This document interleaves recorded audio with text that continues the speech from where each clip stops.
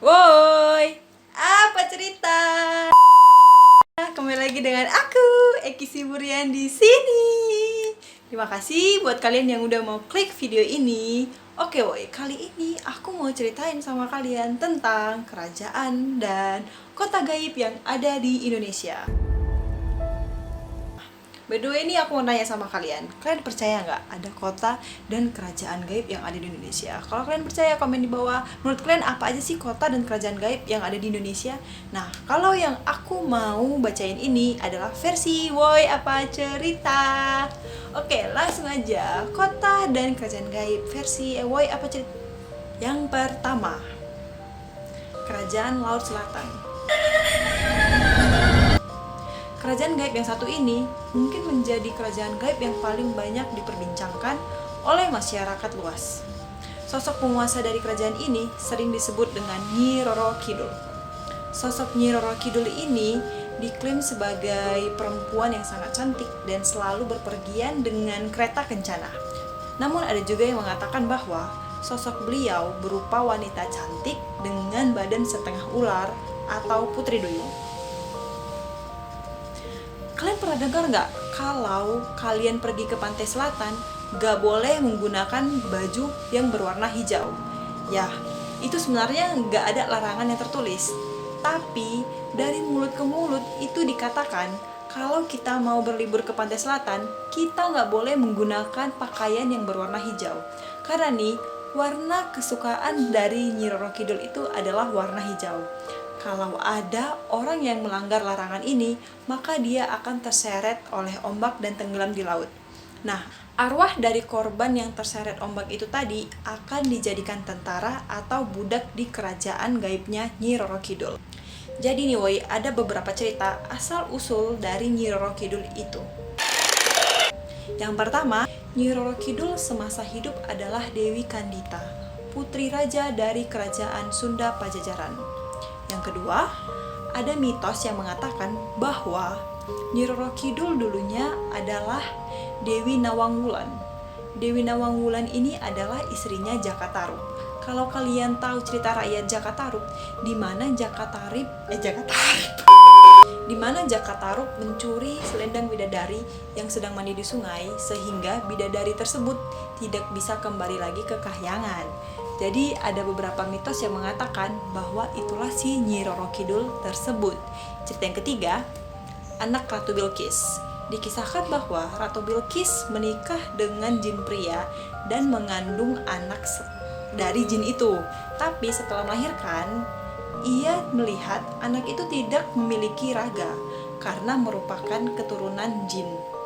Anak perempuan yang diberi nama Aurora itu akhirnya dibuang ke pulau yang bernama Aljawi atau yang sekarang disebut dengan Pulau Jawa. Aurora tumbuh dan dibesarkan oleh jin-jin yang ada di Pulau Jawa sampai akhirnya dia menjadi pemimpin para jin di Pulau Jawa. Masyarakat di Pulau Jawa masih belum fasih menyebut nama Aurora sehingga namanya diganti dengan Roro dan sekarang dikenal dengan Nyi Roro Kidul. Yang kedua, Padang 12. Kota gaib ini berada di Provinsi Kalimantan Barat, tepatnya di Kabupaten Ketapang atau sekitar 30 menit dari Bandara Supadio, Kota Pontianak. Masyarakat Ketapang biasa menyebut wilayah itu dengan nama Padang 12. Nah, bagi mereka yang pernah melihat kota ini, wilayah ini tampak lebih bersih dan indah dibanding negara manapun. Rumah mewah dan kendaraan mewah seperti Ferrari, Rolls-Royce, bahkan motor Harley Davidson menjadi pemandangan yang biasa di kota ini.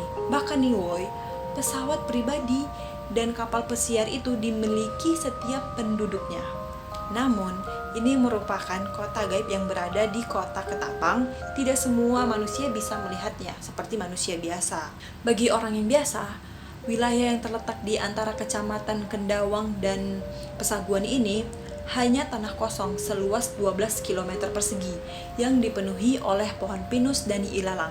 Layaknya sebuah padang rumput, itulah alasan kenapa daerah ini disebut Padang 12. Masyarakat Ketapang menyebut penduduk Padang 12 ini adalah orang kebenaran atau juga bisa disebut orang limun. Mereka ini adalah golongan orang suci yang jujur dan taat beribadah. Namun, tidak sedikit orang yang beranggapan bahwa mereka adalah sekelompok jin muslim yang sudah ribuan tahun menempati wilayah itu.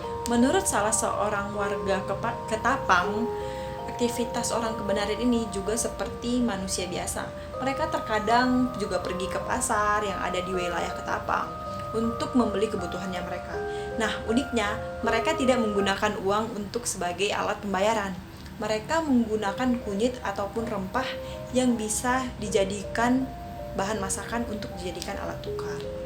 Yang ketiga, Taman Nasional Alas Purwo. Taman nasional ini terletak di Jawa Timur.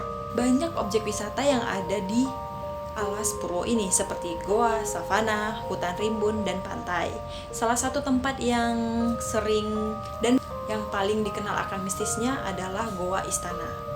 Nah, katanya nih, goa ini memiliki keterkaitan yang cukup kuat dengan penguasa Laut Selatan. Pada hari tertentu, tempat ini akan ramai oleh orang-orang dari berbagai daerah untuk melakukan semedi. Seperti pada saat malam satu suro, banyak orang yang bersemedi untuk meminta ilmu hitam, wangsit, mengejar jabatan, dan banyak lainnya.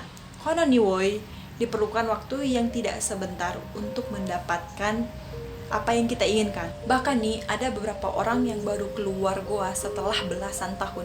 Ada juga bahkan yang gak pernah keluar dari goa itu dan hilang entah kemana. Di area Alas Purwo memang tersimpan banyak hal mistis. Salah satunya adalah situs dan kerajaan gaib. Kerajaan gaib inilah yang konon katanya itu pusat dari lelembut yang ada di tanah Jawa. Jadi memang banyak orang yang datang ke sana itu untuk minta sesuatu secara instan seperti kekayaan, penglaris, dan jabatan dan banyak lainnya lah. Nah, tapi kalau ada seseorang yang memiliki niat buruk dan jiwa yang kotor masuk terlalu dalam ke Alas Purwo ini, orang itu nggak akan kembali lagi. Selain kerajaan gaib, di Alas Purwo ada situs yang belum diketahui asal-usulnya. Pada tahun 1967, masyarakat yang menemukan situs tersebut bertindak sembrono, seperti mengambil bebatuan yang dari sana. Berselang beberapa hari, warga yang mengambil bebatuan tersebut terkena musibah. Mulai dari situlah situs tersebut diberikan pagar untuk menghindari hal-hal buruk terjadi. Tapi kan terlepas dari hal mistis tersebut, Alas Purwo itu benar-benar bagus, keindahan alamnya benar-benar memang luar biasa. Ya, sebagai manusia yang beradab, kita memang harus menjunjung tinggi nilai leluhur dan tetap saling menghormati kepercayaan orang lain, bukan? Kota yang keempat, Saranjana. Kota gaib yang satu ini dipercayai masyarakat berada di Kota Halimun, Kalimantan Selatan. Nah, Saranjana dipercaya sebagai kota yang memiliki peradaban sangat maju dan dipenuhi oleh orang-orang yang memiliki penampakan fisik yang sempurna. Sempurna? Kayak Blackpink dan BTS kali ya. Sempurna. Kota Saranjana disebutkan penuh dengan gedung-gedung tinggi, dan bagi orang-orang yang pernah dibawa masuk ke dalam kota Saranjana, jangan pernah mau makan sesuatu apapun yang ada di sana. Karena kalau kita makan sesuatu dari kota Saranjana, kita nggak akan pernah bisa lagi kembali ke dunia manusia dan akan tinggal selamanya di Saranjana tersebut. Pada tahun 1845, kota ini sempat digambarkan keberadaannya lewat sebuah peta yang dibuat oleh Salomon Muller. Jadi kan pernah ada cerita aneh di mana pemerintah di sekitar tempat itu dikirimi banyak alat berat dari Jakarta, dan alat ini sudah dibayar lunas tuntas semuanya. Jadi itu dia kota dan kerajaan gaib yang ada di Indonesia menurut versi apa cerita. Ya, walaupun ini aku baca dari artikel-artikel dan aku satuin. Jadi buat kalian yang suka sama video ini, jangan lupa subscribe, like, komen, dan share ke teman-teman kalian semuanya. See you next time. Bye.